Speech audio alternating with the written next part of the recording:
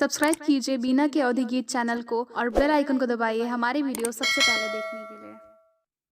अरे अरे काली कोयलिया त मीठी तोरी बोलिया त मीठी तोरी बोलिया हो। कोयलर जाई के पिया के जगाओ जगाई लइयावऊ हो। कोयलर जाई के पिया के जगाओ जगाई लइयावऊ हो। इतनी बचन सुनी कोयलर रानी जी से पूछई हो। रानी कैसे के तोहरी महलिया त कौने रंग दरवाजा हो। रानी कैसे के तोहरी महलिया त कौने रंग दरवाजाई हो। रानी कवने बरन तोहरे पियवा जगाई लई आई हो। रानी कवने बरन तोहरे पियवा जगाई लई आई हो। इतनी बचन सुनी रानी त कोयलर से बोली त कोयलर से बोली हो। कोयलर लाल रंग हमारी महलिया त लाल रंग दरवाजा हो। कोयलर सवरे बरन मोर पियवा जगाई लइयावऊ हो।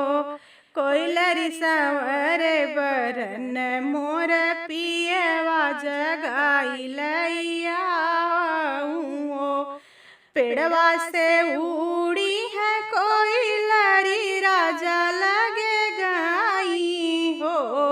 राजा रानी तोरी दर्द से व्याकुल कमर पीरी आवत तोहों का बोलावई हो। राजा रानी तोहरी दर्द से व्याकुल कमर पीरी आवई त तोहों का बोलावई महलिया बोलावई हो। इतनी बचन राजा सुने त सुनयू न पावई हो। रामा हाली बेगे आवई महलिया त रनिया से पूछई हो। रामा हाली बेगे आवई महलिया त रनिया से पूछई हो। धना कवन जरूरत तोहं लागी त हमें का बोलायू त हमें का बोलायू हो। धना कवन जरूरत तोहं लागी त हमें का बोलायू त हमें का बोलायू हो। इतनी बचन रानी सुनी त राजा जी से बोलई हो। इतनी बचन रानी सुनी त राजा जी से बोलई हो। पिया तू बैठा हमरे मुड़वरिया त हम गोड़वरियऊ हो।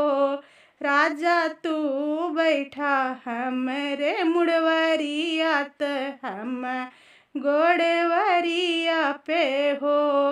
पिया घड़िया घड़िया पीरिया वै दुनऊ जने सहबई हो। पिया घड़िया घड़िया पीरिया वै दुनऊ जने सहबई हो।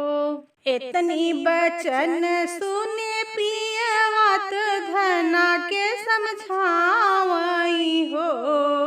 इतनी बचन सुने पियवा त धना के समझावई हो।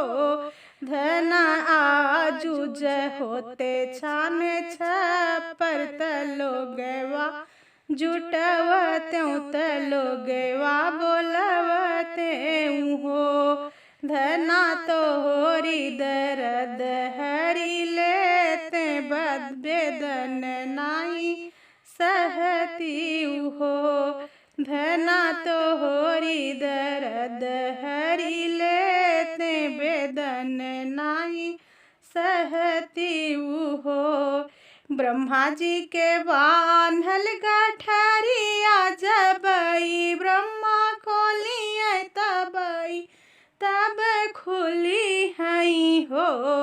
धनापुर गड़ंत जब होई है तबही पीर कटी है तबही पीर कटी है ओ।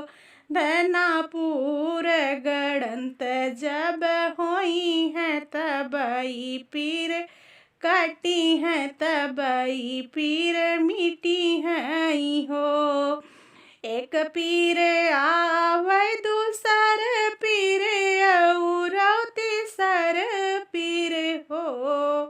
एक पीर आवे दूसर पीर और तीसर पीर हो।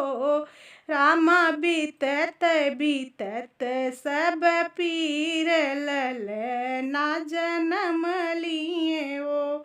रामा बीतत बीतत सब पीरत ललना जन्म लिए ओ। प्रेम से बाज बधाइया सोहर सब गावई हो। दुअरे पे बाज बधाइया सोहर सब गावई हो। राम बीना सोहर वाज गावत गाई के सुनावइयो। रामा बीना सोहर वाज गावई तो गाई